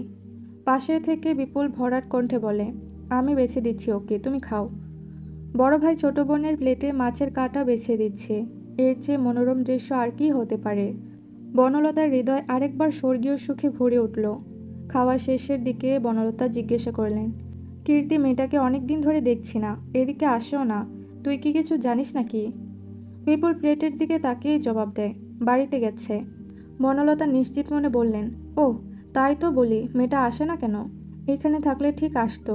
মেয়েটা মনের দিক থেকে কিন্তু একেবারে লক্ষ্মী। বিপুল কিছু বলে না। বিথি শুধু মায়ের সাথে সায় দেয়, হ্যাঁ, কীর্তি আপু সবার চেয়ে ভালো। মোমবাতি নিভে আসে। বনলতা মেয়েটাকে নিয়ে ঘুমিয়ে পড়েন। বিপুল ঘুমানোর আগে প্যান্টের পকেট থেকে একটা সাদা খাম বের করে। এত এত জায়গায় ইন্টারভিউ দেওয়ার পর একটা কোম্পানিতে চাকরি হয়েছে তার। আজই চিঠিটা হাতে পেল। 2 দিন পর 1 তারিখ থেকেই জয়নিং ডেট। অন্ধকার ঘরে খামটা হাতে ধরে অনেকক্ষণ বসে থাকে বিপুল। বড় ঘর থেকে ঘড়ির টিকটিক শব্দ ভেসে আসছে। রাতের নিস্তব্ধতা ভেদ করে কি বিকট শোনাচ্ছে সেই শব্দ। বিপুল খামটা তোশকের নিচে রেখে শুয়ে পড়ল। কাল খুব ভোরে বের হতে হবে। শহরের নিস্তব্ধ গগন বেপে ফজরের ধ্বনি কাঁপিয়ে তুলল ঘুমন্ত ধরা। মুয়াজ্জিনের কণ্ঠে বাজে সালাতের আহ্বান। শুরু হয় শুনশান নীরবতা ভেঙে 2-1 পথচারীর আনাগোনা। কীর্তি বাসস্ট্যান্ডে দাঁড়িয়ে আছে। মৃদু শীতের প্রবাহ থেকে বাঁচতে গায়ে চাদর জড়িয়েছে, কাঁধে ব্যাগ, চোখে মুখে আতঙ্কের নীল ছাপ। তবে অপেক্ষার প্রহর যেন ছাপিয়ে যাচ্ছে আতঙ্কের দংশন। ঘড়ির কাঁটা 5টার ঘর পার হয়, কিন্তু বিপুল এখনও আসেনি। নির্জন পরিবেশ ক্রমণ ফিকে হয়ে আসে। ভোরের পাখিরা উড়াল দেয় দূর দিগন্তে, কিন্তু এখনও বিপুল আসেনি। কীর্তির হৃদয়ের জন্য ঝড় উঠেছে। মেরুদণ্ড শিরশির করে ওঠে অজানা বিপদের প্রলয় সংকেতে। দাঁড়িয়ে থাকতে থাকতে কীর্তির পা ঝিনঝিন করা শুরু করেছে। মেয়েটা বিরক্ত হয়ে 2বার পা ঝাঁকায়, তবুও ফারহাদ বিপুলের দেখা নেই। মেয়েটার হৃদয় কেঁদে ওঠে। ফাঁকা হয়ে আসে মস্তিষ্কের নিউরনগুলো। একবারের জন্য হলেও লোকটার দেখা পাওয়া জরুরি, কিন্তু আসছে না কেন। আকস্মিক মেয়েটার মাথায় আনিসুজ্জামানের নাম আসে। তিনি কি বুঝতে পেরে গেছেন কীর্তি বাড়ি থেকে পালিয়ে যাবে? অথবা কামাল যদি বুঝতে পারে? হাত পা ঠান্ডা হয়ে আসে কীর্তির। পৃথিবী যেন শূন্য হয়ে যাচ্ছে ক্রমশ। বিপুল আসবে না ভেবে কীর্তির সমস্ত শরীর যখন শিরশির করে ওঠে, ঠিক তখনই ভোরের স্নিগ্ধ বাতাসের সঙ্গে আগমন ঘটে তার। কীর্তির যেন দু চোখে ধোঁয়াশা দেখছে। মুহূর্তে মেয়ের কলিজায় পানি আসে, ভরে ওঠে আকিদয়। কীর্তি পাগলের মতো ছুটে যায় বিপুলের দিকে, কাউকে পরোয়া করে না। সজোরে আছড়ে পড়ে ছেলেটার উষ্ণ বুকে, গুজে নেয় মাথা। আকস্মিক ধাক্কায় বিপুল 2 ধাপ পিছিয়ে যায়, তবুও কীর্তি ছাড়ে না। ছেলেটার বুকে মাথা রেখে যেন ধরে প্রাণ ফিরে মেয়ের। বিপুল আলতো হাত কীর্তির মাথায় রাখতেই হুঁশ ফিরে তার। সচকিতে সরে দাঁড়ায়, এলোমেলো দৃষ্টি নিক্ষেপ করে আশেপাশে। এখনও জনসমাগম ঘটেনি, তবুও কেন জানি মেয়েটা লজ্জায় লাল হয়ে গেল। বিপুল সেদিকে ভ্রুক্ষেপ করল না, বরং নরম গলায় জিজ্ঞাসা করল, ভয় পেয়েছিলে নাকি? কীর্তি জবাব দেয় না, অসহায় চোখে তাকায়। বিপুল মলিন হাসে, কীর্তির এক হাত শক্ত করে ধরে বলতে থাকে, মেয়ে, এই পৃথিবীতে যতদিন ফারহাদ বিপুল আছে ততদিন বৃষ্টিবালার চোখে বৃষ্টি বেমানান। কীর্তি কিছু বলতে চাইল না, তবুও ভেতরের অভিমান বিদ্রোহী হয়ে উঠল। নতমুখে মিনমিনি স্বরে অভিমান ঠুকে দেয়, আপনি এত দেরি করলেন কেন? জানেন আমি কত ভয় পেয়ে গিয়েছিলাম। বিপুল স্বাভাবিক কণ্ঠে বলে দেয়, মা আর বোনকে তো ফেলে দিতে পারি না, ওদের জন্য একটা ব্যবস্থা করতে গিয়েই তো দেরি হলো। এতক্ষণে কীর্তির মাথা যেন সক্রিয় হলো, থমথম করে উঠল স্নায়ুযন্ত্র। মেয়েটা বোকার মতো বিপুলের দিকে তাকায়, অসহায় কণ্ঠে বলে, আমি তো আপনার মা আর বিথির কথা ভুলেই গিয়েছিলাম। আচ্ছা, ওদের জন্য আপনি কি করেছেন? কোনো সমস্যা হবে না তো? দুজনে হাঁটতে হাঁটতে বাসস্ট্যান্ড পর্যন্ত আসে। বিপুল কপালে কয়েক গুচ্ছা ভাঁজ নিয়ে বলল, কিছু জমানো টাকা রেখেছিলাম, 3-4 মাস চলতে পারবে। তারপর? কীর্তির চোখে বিস্ময় এবং আতঙ্ক। তারপর কোথাও একটা চাকরি জোগাড় করে ওদেরকেও ডেকে নেব, একেবারে স্বাভাবিক গলায় বলল সে। কীর্তি নিশ্চিত হতে পারল না, তবু একটা শুকনো হাসি দিল। কেন জানি তার মন কু ডাকছে। আচ্ছা, বাড়ি থেকে পালানোর সিদ্ধান্তটা কি সে ঠিক নিয়েছে? এখন তার বাবা বা ভাই গিয়ে যদি বিপুলের মায়ের কোনো ক্ষতি করে বসে? ভালো লাগছে না তার, মনে শান্তি নেই। এমন পরিস্থিতিতে সহসা মেয়েটা খেয়াল করলো বিপুল এখনও তার হাত শক্ত করে ধরে আছে। কীর্তি লাজুক হাসি আড়াল করে। গোটা একটা বিপুলের চাইতে বড় পাওয়া আর কি হতে পারে তার জীবনে।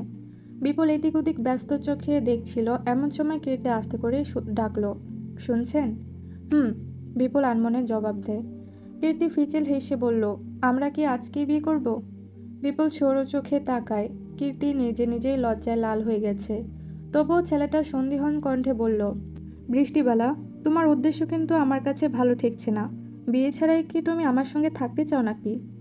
বিপুলের সঙ্গে দুষ্টুমি করতে গিয়ে মেয়েটার নাক কেটে গেল। ইস, কি লজ্জা, কি লজ্জা! লোকটার মধ্যে কি জাদু আছে নাকি? যখন তখন মন ভালো করে দেয়, যখন তখন মন খারাপ করে দেয়, আবার ইচ্ছে হলে লজ্জা দেয়। কিন্তু কীর্তি তো দমে যাবে না। এই লোকটার সঙ্গে কথা বলার দক্ষতা তাকে রপ্ত করতেই হবে, নতবা সারা জীবন এই কাটা নাক নিয়ে সে কিভাবে থাকবে? নাক ফুলও তো পড়তে পারবে না। কীর্তি আছাড় খেয়ে আবার উঠে দাঁড়ানোর মতো ডাকলো, শুনছেন? হুম, আগামীকাল থেকে কিন্তু আমি আপনার বুকে মাথা রেখে ঘুমাবো। বিপুল সাড়া না দিলে সে আরও তাড়া দিয়ে বলে, আমি কিন্তু খুব ছোট একটা ঘর চাই, আর প্রতিদিন সকালে আপনি আমাকে গোসল করিয়ে দিবেন। আর আমি কিন্তু মাথাও আঁচড়াতে পারি না, আপনি আমার চুল বেঁধে দিবেন। কীর্তি বিপুলের দিকে তাকাতেই থমকে যায়। সারা শরীর শিহরণ খেলে যায় তার। ছেলেটা এতক্ষণ সরু চোখে তার দিকেই তাকিয়েছিল। আবারও প্রজাপতির মতো একছাক লজ্জা এসে গ্রাস করল তাকে। এটাকেই মনে হয় কাটানাক আর একবার কেটে যাওয়া বলে। কীর্তির লজ্জা কিছুতেই যাচ্ছে না। বিপুল ঠোঁটের কোণে চিকন হাসি নিয়ে বলল, মেয়ে, নিকোটিন আমাকে বছরের পর বছর পড়েছে, তোমাকে আরও চেষ্টা করতে হবে, যদিও তুমি তার চেয়ে বেশি ভয়ঙ্কর।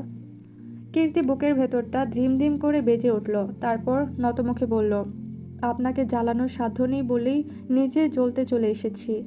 জ্বালিয়ে জ্বালিয়ে ছাই করে ফেলবেন, তবুও হাত ছেড়ে দিবেন না। আমি খুব সহজেই হারিয়ে যাই। বিপুল নজর ঘুরিয়ে নেয়। মেয়েটা কিভাবে যেন বাজে স্বভাবে পরিণত হয়েছে তার। কিন্তু বিপুল কি এত সহজে অনুভূতি প্রকাশ করে? প্রসঙ্গ ঘুরিয়ে নিতে সে উদ্বেগহীন কণ্ঠে বলল, একটা প্রশ্ন করা হয়নি, এত ভালো কেন বাসলে বলো তো? জানো না পৃথিবীতে ভালোবাসা বড্ড কঠিন কাজ, অথচ তোমার জীবন হবার কথা ছিল সহজ। কীর্তি খানিকক্ষণ সময় নিল, কিন্তু তাৎক্ষণিক জবাব দিল না। সে ভেবে রেখেছে একদিন উন্মাদ প্রকৃতির উন্মাদনায় ভাসতে ভাসতে খোলা আকাশের নিচে দাঁড়িয়ে সে বিপুলকে বলবে কেন সে তাকে ভালোবেসেছে। সেই দিনটা তো আজ নয়। বিপুল দৃষ্টি প্রশস্ত করে। বাস চলে এসেছে। সে মেয়ের হাত শক্ত করে চেপে ধরল। চোখের ইশারায় বুঝিয়ে দিল বাস এসেছে। সবেমাত্র চমৎকার একটি সকালের সূচনা হয়েছে। নরম প্রকৃতির আবছা আবছা আভায় গা রাঙিয়ে দুজনেই উঠে পড়ে বাসে। পূর্ব দিগন্ত রক্তিম আভায় লাল হয়েছে। ফুরফুরে দক্ষিণা হাওয়া মাতাল করে ছুটে যাচ্ছে। তারা দুজনে মাঝখানের দিকে পাশাপাশি দুটো সিটে বসেছে। কীর্তির হৃদয়ে যেন আনন্দের তুফান ছুটছে। সারা শরীর ঝনঝন করে বাজছে তার। বাস এখনো প্রায় ফাঁকা। সুযোগ বুঝে মেয়েটা আর একবার লুটিয়ে পড়ল বিপুলের বুকে। তাৎক্ষণিক আবার মাথা তুলে নিল। বিপুল স্বাভাবিক ছিল। একবার প্রশান্ত চোখে কীর্তির দিকে তাকায় সে। মেয়েটা অন্যদিকে তাকায়। এদিকে খেয়াল নেই। কীর্তির কানে ছোট ছোট দুটো দুল, ঠোঁটের বাম পাশে কুচকুচে কালো তিল। বিপুলের সেই মায়াভরা দৃষ্টি কীর্তি দেখার আগেই নজর ঘুরিয়ে নিল সে। বাস যাত্রীতে ভরে উঠেছে। কন্ডাক্টর হাঁকিয়ে হাঁকিয়ে সর্বশেষ যাত্রী তুলল। বাস ছেড়ে দিয়েছে। চেনা শহর ছেড়ে অচেনা শহরের দিকে পা বাড়ায় বিপুল আর কীর্তি। ভাগ্যের পরিহাস কি হবে জানা নেই। হয়তো সংসার, নয়তো মৃত্যু। আল্লাহ কি লিখেছেন এই দুইজনের ভাগ্যে জানা নেই কারোর। বিপুল জানালা দিয়ে বাহিরের দিকে তাকালো। কীর্তি তার এক বাহু আঁকড়ে ধরে আছে, যেন ছেড়ে দিলেই হারিয়ে যাবে। কীর্তির হৃদয়ের সকল আনন্দ যেন মুহূর্তে আতঙ্কের কাছে নত হয়। বাসের দরজার কাছে দাঁড়ানো এক ছেলে অদ্ভুত চোখে তাকিয়ে আছে কীর্তির দিকে। চোখের ভাষা দুর্বোধ্য। সহসা ছেলেটা পকেট থেকে ফোন বের করে নীরবেই কীর্তির একটা ছবি তুলে আড়ালেই ছবিটা পাঠিয়ে দেয় পরিচিত এক নম্বরে। কাটার আঘাত দাও গো যারে, তার ফুলের আঘাত সয় না। তোমার দিল কি দয়া হয় না, তোমার দিল কি দয়া হয় না। দুঃখ নাকি জীবনের অবিচ্ছেদ্য অংশ। মানব জীবনে সুখ, সুখের পর দুঃখ, এবং তারপর আবারও সুখ আসে। এটাই যদি জীবনচক্র হয়, তাহলে ওরা কারা যাদের জীবনে সুখ পাখি আসে না, অথবা পাখিটা উড়াল দেওয়ার আগেই শিকারীর নিষ্ঠুর হাতে প্রাণ হারায়। জামান ভিলায় যেন আজ কীর্তির আর্তনাদে কিয়ামত নেমে এসেছে। ছোট এক সংসারের খোঁজে রাজপ্রাসাদ ছেড়ে পালিয়ে যাওয়া কীর্তি ভাগ্যের সঙ্গ পেল না। ওদের বাসের শহরের বাহিরে যাচ্ছিল কামালের এক পুরনো বন্ধু। কীর্তিকে দেখে খটকা লাগে তার। লুকিয়ে ছবি তুলে কামালকে পাঠায় আর জিজ্ঞেস করে, এটা কি তোর বোন না? কামাল সঙ্গে সঙ্গে লোক নিয়ে বেরিয়ে যায়। ঘণ্টাখানেকের মধ্যেই বিপুল আর কীর্তিকে টানতে টানতে ফিরিয়ে আনে। কামালের মেজাজ শুরু থেকেই সপ্তমে। বাড়ির সামনে কামালের লোকেরা এখনও বিপুলকে আঘাতের পর আঘাত করে যাচ্ছে। দরজার কাছে আনিসুজ্জামান আর রাহেলা বেগম মেয়েকে শক্ত করে ধরে রেখেছেন। কীর্তির চিৎকারে গগন কেঁপে ওঠে। তবুও এই পাষাণ লোকগুলোর হৃদয় গলে না। কামালের মাথা এখনও ঠান্ডা হয়নি। সে বিপুলকে মেরে ফেলতে চায়। তীব্র ক্ষোভে ফেটে পড়া কামাল আবারও যেন হিংস্র পশুর মতো ঝাঁপিয়ে পড়ে বিপুলের উপর। একের পর এক লাথি মেরে রক্তাক্ত করে ফেলে মাটির দেহ। কীর্তি জবাই করা কবুতরের মতো ছটফটিয়ে ওঠে। ভাইয়া, তোর পায়ে পড়ি, আমার বিপুলকে ছেড়ে দে। আমি অনেক দূরে চলে যাব, কখনো তোদের সামনে আসবো না। মরে গেলেও আসবো না। ওকে ছাড়া বাঁচতে পারবো না আমি। দম বন্ধ হয়ে যাবে আমার ভাইয়া, বিশ্বাস কর, পাগল হয়ে যাব। কীর্তির সর্বোচ্চ শক্তি দিয়ে আনিসুজ্জামানের হাত ছোটানোর চেষ্টা করলো, কিন্তু সফল হলো না। চোখের জলে ভিজে যায় বুক। বুকের পাশের তীরের ফলার মতো গেঁথে যাওয়া বিপুলের রক্তাক্ত শরীর। এই পৃথিবী যেন এক্ষুনি ধ্বংস হয়ে যাবে। কামাল কটমট করতে করতে কোমরে গোজা বন্দুক বের করতেই উন্মাদ হয়ে চেঁচিয়ে ওঠে কীর্তি। আনিসুজ্জামান দ্রুত পায়ে এগিয়ে যান। কামালকে শান্ত করার চেষ্টা করেন। এই সময়ে খুন খারাপির মামলায় না জড়ানোই ভালো। বুদ্ধি দিয়ে সিদ্ধান্ত নিতে হবে। সুযোগ বুঝে এক চলকায় কীর্তি রাহেলা বেগমের হাত চুটিয়ে নেয়। বাতাসের বেগে দৌড় দেয় বিপুলের দিকে। অনেকগুলো অমানসিক জানোয়ারের মাঝখানে লোকটা রক্তাক্ত অবস্থায় পড়ে আছে। কীর্তি খ্যাপা বাঘিনীর মতো জানোয়ারগুলোর মধ্যেখানে ঢুকে পড়ে। প্রচণ্ড রাগে ক্ষোভে হুঁশ হারিয়েছে সে। বন্য পশুর মতো ফোঁস করতে করতে সবাইকে ধাক্কা দিয়ে সরিয়ে দেয়। তারপর লুটিয়ে পড়ে বিপুলের মাথার কাছে। মেয়েটা কি করবে বুঝতে পারছে না। বুকের খাঁচা খা খা করছে তার। ভেঙে আসছে অশ্রুর বাঁধ। সে হিতাহিত জ্ঞানশূন্য হয়ে একবার বিপুলের মাথা তুলে কুলের উপর নেয়, আরেকবার ওড়নার প্রান্ত দিয়ে বিপুলের কপালের মুখে রক্ত মুছে দেয়। আবার আরেকবার বিপুলের মাথা বুকের সঙ্গে চেপে ধরে চিৎকার করে কেঁদে ওঠে। আনিসুজ্জামান কামালকে বুঝিয়ে ঠান্ডা করতেই কামাল আবারও রেগে গেল কীর্তির দিকে তাকিয়ে। এবার আর নিজেকে নিয়ন্ত্রণ করতে পারল না সে। ঝড়ের মতো গিয়ে বোনের চুলের মুঠি চেপে ধরল। তার ভেতরে যেন ক্রোধের অগ্নিগিরি ফেটে পড়ছে। আগুন চোখ চিবিয়ে ওঠে। তোর এত বড় সাহস হয় কিভাবে? আজ ওর সঙ্গে তোকেও জিন্দা পুঁতে ফেলব। কীর্তি কাঁকিয়ে উঠে ব্যথায়। পর মুহূর্তেই ভাইয়ের প্রতি ঘৃণার বিষ উগরে দেয়। ফেল ফেল, আমাকেও মেরে ফেল। তোর মতো ভাই নিয়ে বাঁচার চেয়ে মরে যাওয়া অনেক ভালো। তোর চোখে ঘৃণার আগুন দাও দাও করে জ্বলছে। ফের মুখে মুখে তর্ক। কামাল খেই হারিয়ে ফেলে, ঝাপটে ধরে কীর্তির চোয়াল। কীর্তির সম্পূর্ণ শরীর যেন রি রি করে উঠল। ওই অবস্থাতেই কামালের দিকে থুতু নিক্ষেপ করার চেষ্টা করল সে। অতল আক্রোশে কামাল ঠাটিয়ে এক চড় বসিয়ে দেয় বোনের গালে। মেয়ে টাল সামলাতে পারে না, লুটিয়ে পড়ে মাটিতে, ডুকরে ওঠে আবারও। এই জীবনে এত দুঃখ কেন? মেয়েটা গগনবিদারী চিৎকার করে ডেকে ওঠে, আল্লাহ, তোমার কাছে বিচার দিচ্ছি। ওরা আমাকে মেরে ফেলেছে, ওদের বিচার করো খোদা। আমার আর কেউ নেই। আনিসুজ্জামান কীর্তিকে টেনে হিঁচড়ে নিয়ে যেতে চান, কিন্তু কীর্তি উল্টে বিপুলের কাছে আসতে চায়। অবস্থা খারাপের দিকে গেলে কামাল কূটনৈতিক বুদ্ধি ব্যবহার করে। পাশে দাঁড়ানো এক ছেলের হাত থেকে মোটা একটি লাঠি নিয়ে আথালে পাথালে আঘাত করতে থাকে বিপুলের উপর। কীর্তি বুক ফাটা কান্নায় ভেঙে পড়ে। শুকিয়ে যাওয়া চোখ দুটো আবারও উষ্ণ স্রোতে ভেসে যায়। আনিসুজ্জামানের হাত থেকে ছাড়া পাওয়ার চেষ্টায় হাতের চামড়া ছিঁড়ে আসে, তবুও মেয়েটা বাবাকে ফেলে ছুটে আসে। কামাল সঙ্গে সঙ্গে হুঙ্কার দেয়, ধর ওকে। দুজন লোক কীর্তির দুই হাত চেপে ধরে। মেয়েটা যেন পরিপূর্ণ উন্মাদ হয়ে গেছে, নিজেই নিজেকে কামড়ে ধরে। কামাল বিপুলের পিঠে আরও দুটো আঘাত করে কীর্তির দিকে তাকায়, কঠিন গলায় জিজ্ঞাসা করে, বল, তুই আমানকে বিয়ে করবি? কীর্তি মুহূর্তে স্তব্ধ হয়ে যায়, অবুঝের মতো কামালের দিকে তাকায়। কামাল চোয়াল শক্ত করে আবারও বলল, বিয়ে করবি কিনা বল। কীর্তি যেন বিস্মিত, এমন ভঙ্গিতে বলতে লাগলো, এই ভাই, কি বলছিস এগুলো? জানিস না আমি ওকে ছাড়া মরে যাব? আমাকে মেরে ফেলতে চাস? বিষ এনে দে ভাই, আমি এখনই মরতে চাই। আমাকে বিষ এনে দে, বাঁচতে চাই না আমি। কামাল আবারও বিপুলের উপর রাগ ছাড়তে লাগলো। ছেলেটা এতক্ষণ মায়াভরা চোখে কীর্তির দিকেই তাকিয়েছিল, কিন্তু এখন আর তাকিয়ে নেই। ওই নির্লিপ্ত চোখ দুটো বন্ধ হয়ে গেছে। গাঢ় হলুদ শার্টটা রক্তে রাঙানো। কীর্তি নিজে নিজেই বিড়বিড় করতে লাগলো, বিপুল, আমাদের সংসারটা না জানি কত সুখের হতো। এই পৃথিবীর সহ্য হলো না। দেখেছ, ওরা আমাকে হিংসে করে। এমন কেন হলো বিপুল? সঙ্গে সঙ্গে বিপুলের নির্বিকার কণ্ঠস্বর বেজে উঠল, অধিক সুখ যে কপালে সয় না বৃষ্টিবালা। ভয় নেই, আমি আছি তো। একটু সময়ে আর বাকিটা অসময়ে আগন্তুক হয়ে। কীর্তি তড়িৎ গতিতে সামনে তাকায়, কোথায় বিপুল? সে তো কথা বলছে না। কামাল আবারও চেঁচিয়ে উঠল, তুই আমানকে বিয়ে করবি, নতুবা আমি ওকে মেরে টুকরো টুকরো করে ফেলবো। এক সেকেন্ড থেমে দেখ তুই এর কি হাল করি। কামাল দৌড়ে গিয়ে কোথায় থেকে যেন এক হাত লম্বা একটা ছুরি নিয়ে আসে। আনিসুজ্জামান সঙ্গে আরও দুজন তাকে থামানোর চেষ্টা করেন। রাহেলা বেগম আর দাঁড়িয়ে থাকতে পারলেন না। তিনি চান না তার ছেলের জন্য অন্য কোনো মায়ের বুক খালি হোক। সবাই একসাথে চেপে ধরে কামালকে, কিন্তু কেউই থামাতে পারে না। অবশেষে কীর্তির ক্ষীণস্বর ভেসে আসে, ওকে ছেড়ে দে আর আমাকে মেরে ফেল। কি অসহায় সে কণ্ঠ। তুই বিয়ে করবি? কামালের এক প্রশ্ন। কীর্তির চোখের পাতা আবারও ভারী হয়। কার কাছে যাবে সে? কে আছে তার? ঠোঁট কামড়ে একবার মায়ের দিকে তাকায়। রাহেলা বেগম আনিসুজ্জামানের পাশেই দাঁড়ানো। মেয়েটার কষ্ট দেখে কি তার বুকে ফেটে যাচ্ছে না? কামাল আবারও চেঁচিয়ে ওঠে, বিয়ে করবি কিনা বল। কীর্তি দুই হাত ছাড়িয়ে ধীর পায়ে বিপুলের দিকে আসে। শিওরের কাছে বসে আস্তে আস্তে ডাকে, বিপুল, এই বিপুল, তোমার বৃষ্টিবালাকে ওরা মেরে ফেলছে, তুমি দেখবে না? একবার তাকাও। ঠোঁট ভেঙে আসে কীর্তির, দু হাতে খামছে ধরে মাটি। এই মাটিও কি তাকে সাহায্য করতে পারবে না? কামাল ঠাই দাঁড়িয়ে থাকে। সে নিজেও বাড়তি ঝামেলা চাচ্ছে না, কিন্তু মেজাজটাও যেন ঠান্ডা হচ্ছে না। সকালে ঘুম থেকে উঠেই শোনে কীর্তিকে পাওয়া যাচ্ছে না। ঘরের দরজা খোলা, টেবিলের উপর একটা চিঠি। তখন থেকেই ক্ষুব্ধ সে। কীর্তি ভেজা চোখ দুটো আর একবার মায়ের দিকে ফেরায়। ওই চোখে অশ্রু ছাড়াও শেষ একটিমাত্র আর্জি ছিল।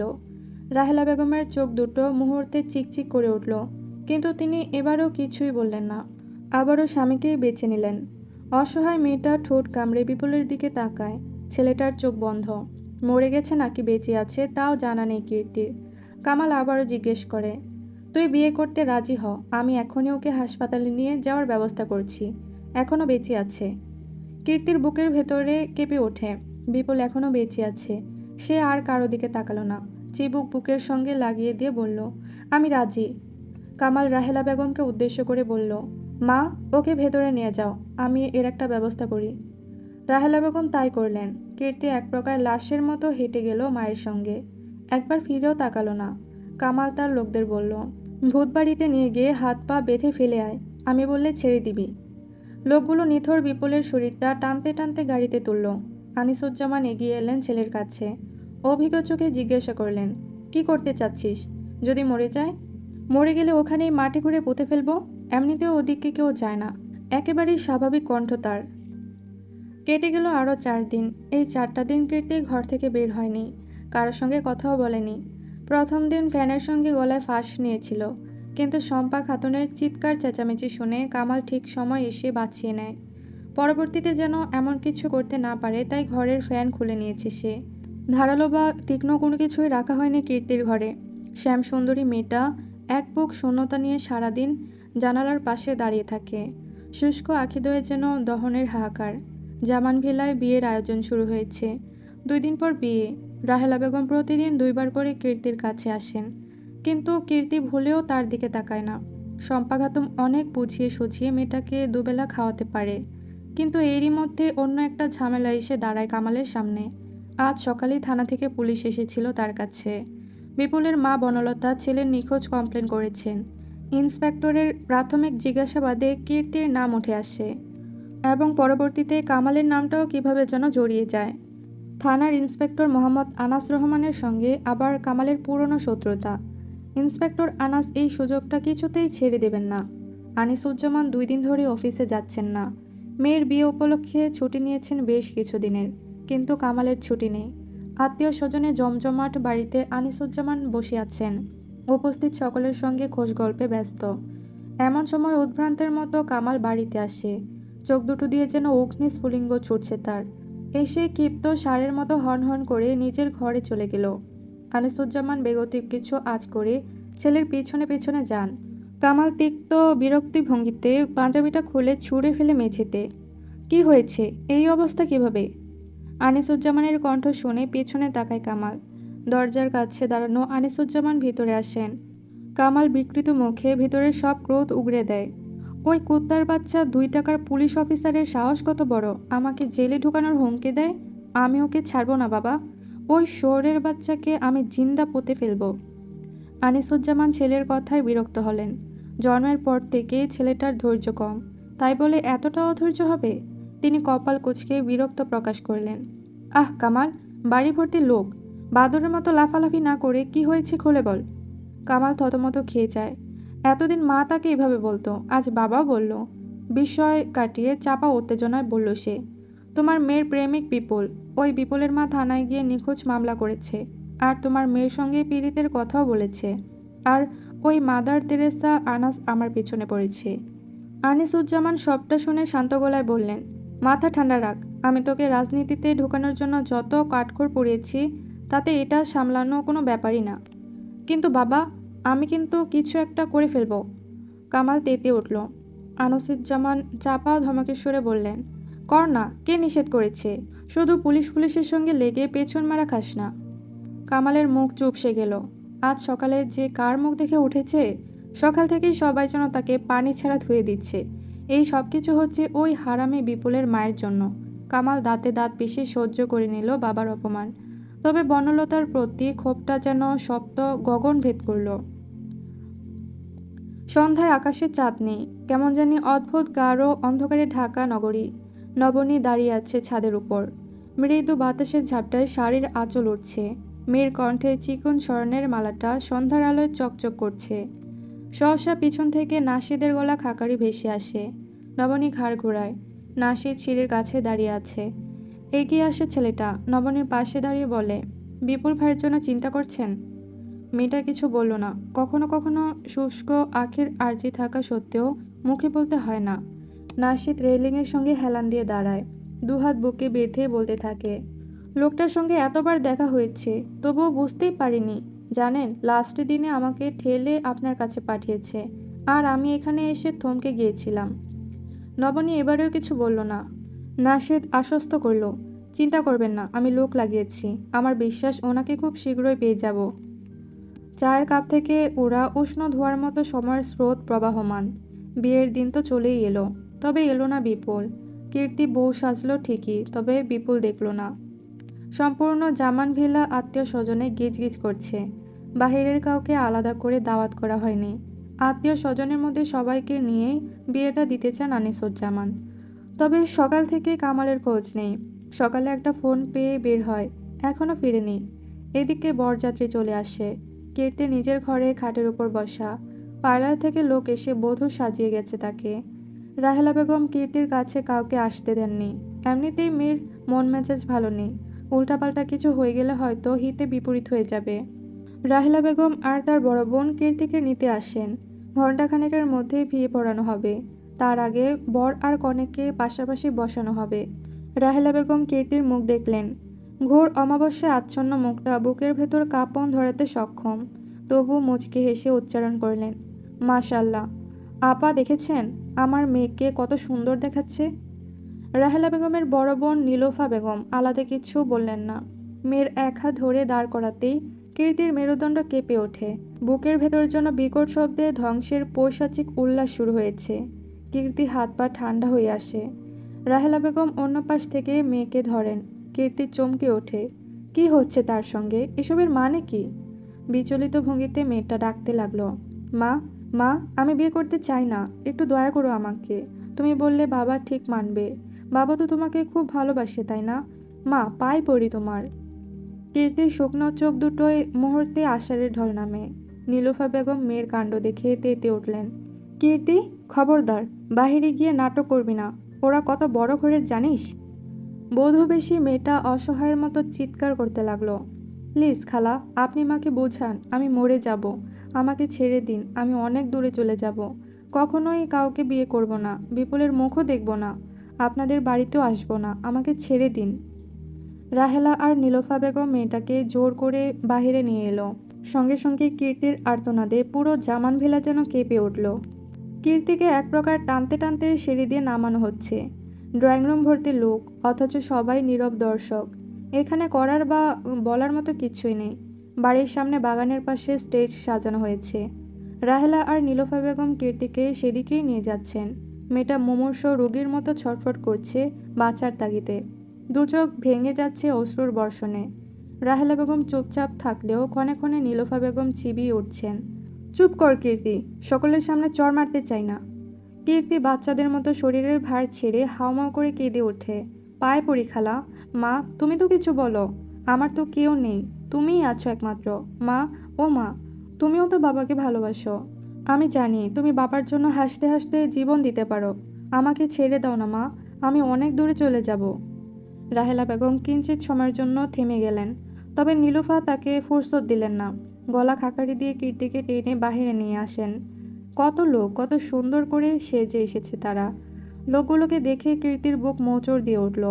হাত পা ছড়িয়ে কাঁদতে ইচ্ছে করলো তার। এতগুলো মানুষ, অথচ কেউ তাকে সাহায্য করছে না। পৃথিবীতে সবাই স্বার্থপর, সবাই। এমন সময় কামাল এলো। পরনে সাদা পাঞ্জাবি পায়জামা, এলোমেলো চুল। কীর্তির আর্তনাদ শুনে মুহূর্তে জ্বলে উঠল সে। বাড়ি ভর্তি মেহমান, আর এখানে নাটক শুরু করেছে। কামাল হাতের মুঠ শক্ত করে এগিয়ে যায় কীর্তির দিকে। বোনের চোয়াল শক্ত করে ধরতে যাবে, সহসা আনিসুজ্জামানের কণ্ঠ ভেসে আসে, কামাল, এদিকে আয়। কামাল থমকায়। চোখের ইশারায় কীর্তিকে শাসিয়ে বাবার কাছে যায়। আনিসুজ্জামান চাপা গলায় বললেন, বাড়াবাড়ি কিছু করিস না, ভেতরে গিয়ে রেডি হয়ে আয়। আর কোথায় গিয়েছিলি? বের হতে নিষেধ করেছিলাম না? কামাল ইতস্তত করে, না মানে ওই একটু ঝামেলা হয়ে গিয়েছিল, তাই ছেলেপুলেদের নিয়ে। ঠিক আছে, ভিতরে যা। কামাল অগত্যা তাই করে। বাহির থেকে কীর্তির চিৎকার এখনো ভেসে আসছে। মেয়েটার সে কি হাহাকার! মানুষ এতটা কঠিন কিভাবে হতে পারে? স্টেজের উপর আমান বসা, একেবারে তীক্ষ্ণ বিরক্ত অভিব্যক্তি তার। কীর্তিকে তার পাশেই বসানো হয়। নীলুফা আর রাহেলা বেগম চেপে ধরে রাখলেন মেয়েটাকে। আমানের অন্য পাশে তার ছোট ভাই জিসান বসা। সে প্রায় কীর্তির সমবয়সী। সময় এগিয়ে যায় নিজ গতিতে। অনবরত চিৎকার চেঁচামেচি করে কীর্তির গলা ভেঙে চূর্ণ বিচূর্ণ। সেই সাথে ভেঙে একাকার জীবনের প্রতি ভালো লাগা। বিষাক্ত ধোঁয়ায় দম বন্ধ লাগছে সবকিছু। কাজী সাহেব এগিয়ে আসতেই শেষবারের মতো কীর্তি উন্মাদ হয়ে উঠল। তার ভাঙা গলার সুর যেন ঝনঝন করে বাজছে, মা, আমাকে ছেড়ে দাও, এমন শাস্তি দিও না, তোমাদের সব কথা শুনবো, তোমাদের ছেড়ে কোথাও যাব না, বিপুলের থেকে আলাদা করো না আমায়। মা, ও আল্লাহ, আমাকে মৃত্যু দাও, সব কিছু শেষ করে দাও, কিয়ামত হচ্ছে না কেন? কীর্তি মোচড় মেরে উঠতে চায়, নিজেই নিজের চুলগুলো টেনে ছিঁড়তে চায় সে। নীলুফা কোমর তার চেপে ধরেন। কীর্তির দুঃখ দেখে কি, অনেক কষ্টে ঘাড়টা মায়ের দিকে ঘুরিয়ে অশ্রুসিক্ত চোখে বলল, মানুষ রাস্তার কুকুরের সঙ্গেও এমন করে না রে মা। তুই তো আমার নিজের মা, কোন জন্মের প্রতিশোধ নিচ্ছিস? আমার আপুকেও তো বাঁচালি না। আমার অভিশাপ লাগবে, মেয়ের অভিশাপে মা পড়বে, দেখে নিস। নীলুফা রাহেলা বেগমের উদ্দেশ্য বললেন, তুই সর ওখান থেকে, ভিতরে যা। রাহেলা বেগম উঠতে চাইলেন না। নীলুফা তাকে সরিয়ে আরও দুজন মহিলাকে দিয়ে মেয়েটাকে চেপে ধরলেন, ঠিক যেন কুরবানির পশু জবাই করার প্রস্তুতি। কাজী সাহেব বিয়ে পড়ানো শুরু করলেন। আমান যথারীতি কবুল বলে ফেলল, কিন্তু কীর্তি বলল না। ততক্ষণে তার বধূসাজ চোখের জলে ভেসে গেছে। চুরির ঘষা লেগে কবজি রক্তাক্ত, কাজল লেপটে কি বিভৎস দেখাচ্ছে মায়াবতী আখিদয়। গলার হাড়গুলো জড়িয়ে গেছে, কপালের টিকলিটাও ঠিক নেই। বিষাক্ত পরিবেশ ভেদ করে নীলুফার কঠিন হুমকি ভেসে এলো, কবুল বল কীর্তি। কীর্তির এক জবাব, কিছুতেই না, মরে যাব তাও না। নীলুফা বেগম খেই হারালেন, ঠাটিয়ে এক চর বসিয়ে দিলেন মেয়েটার নরম গালে। সারাদিন অনাহারে থাকা মেয়েটা আর কত সহ্য করবে। মুহূর্তে জ্ঞান হারালো কীর্তি। আনিসুজ্জামান কাজী সাহেবের পাশে এসে কানে কানে কি যেন বললেন। বিয়েটা হয়ে গেল। সকলেই দোয়া করলেন। পেট ভরে খাওয়া শেষে আবার বাড়ির জন্য বেঁধে নিলেন হরেক রকমের খাবার। সন্ধ্যার আকাশ টকটকে লাল, যেন সদ্য তরুণীর রক্তে স্নান করেছে। দিগন্তে নেই বিহগের দল, নেই কোনো মেঘমালার চিহ্ন। বেহুশ কীর্তি বুঝতেও পারল না তার না হওয়া ছোট্ট সংসার ভেঙে টুকরো টুকরো হয়ে গেছে। সে আর তার বিপুলের বৃষ্টিবালা নেই। কোথায় তার ফারহাদ বিপুল? সে কি আসবে? এতক্ষণ এলো না কেন? বরযাত্রী বিদায়ের সময় কীর্তির জ্ঞান ফেরেনি এখনো। আমান কোলে করে তাকে গাড়িতে তুলেছে। রাহেলা বেগম ঘরে ঢুকে দরজা বন্ধ করে দিয়েছেন। অজানা কারণে নিজেকে আঘাত করার তীব্র আকাঙ্ক্ষা তার। আনিসুজ্জামান আর কামাল আমানের বাবার সঙ্গে বিজনেস নিয়ে প্ল্যান করছেন। আমান আর তার মা গাড়ির পাশে দাঁড়ানো। নিয়ন আলোয় গাড়ির ভেতরে চকচক করছে কীর্তির মলিন চেহারা, ঠোঁটের পাশের তিল, গালের অশ্রুর দাগ। এও যেন তার সৌন্দর্য।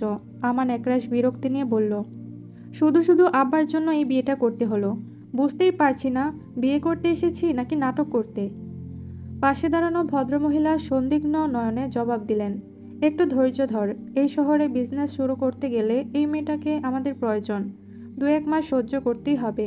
ততদিন তুইও না হয় একটু মজা কর, তারপর কাজের মেয়ে তো একটা লাগবেই। আমান কিছু বলল না। কিছুক্ষণ পর সবাই গাড়িতে উঠে বসলো। একে একে বিদায়ের পালা। রাহেলা বেগমকে কেউই ঘর থেকে বের করতে পারলেন না। বুকের ভেতর খা খা করছে তার, যেন এখান থেকেই আরেক সর্বনাশের শুরু।